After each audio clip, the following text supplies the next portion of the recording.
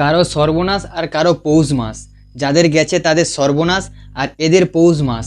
কেউ বাজাচ্ছে শঙ্খ আর কেউ বাজাচ্ছে গিটার, আর আমরা রাস্তায় দাঁড়িয়ে চাইছি শুধু বিচার। We want justice. We want justice! We want justice! We want justice! We want justice! আর এরা এখানে বাদ্যযন্ত্র বাজানো প্রতিযোগিতা করছে।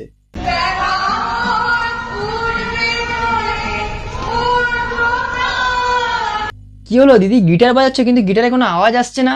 এমন করে গিটার বাজাচ্ছ যেন তুমি অনেক কিছু জানো গিটারের, কিন্তু আওয়াজ আসছে না কেন?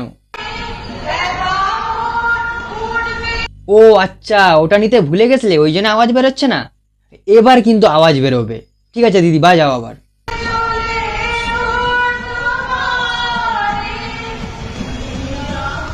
কি হলো, তাও বেরোচ্ছে না আওয়াজ? এক কাজ করতে পারতে তো, ঋতুপর্ণা দির মতো তো এডিট করে বসিয়ে দিতে পারতে আওয়াজটা, তাহলে তো আর ট্রোল হতো না। আজকে সায়ন্তিকা দি গিটার বাজানোর গুরুমা হয়েছে। ওই যে চারপাশে সবাইকে দেখছো, সবাই এসেছে ওই দিদির কাছ থেকে গিটার শিখবে বলে। কিন্তু দিদি, তোমার গিটার থেকে তো আওয়াজ বেরোচ্ছে না, তুমি আবার কি গিটার শিখাবে? এমন করে গিটার বাজার জন্য তুমি গিটারের পিএইচডি পাস করে এসেছো, কিন্তু আওয়াজই বেরোচ্ছে না তোমার গিটার থেকে। হ্যাঁ দিদি আমাদের বিরাট চালাক। ঋতুপর্ণাদির শঙ্খের আওয়াজকে এডিট করে বসিয়েছিল বলে সে ট্রোল হয়ে গেছিলো।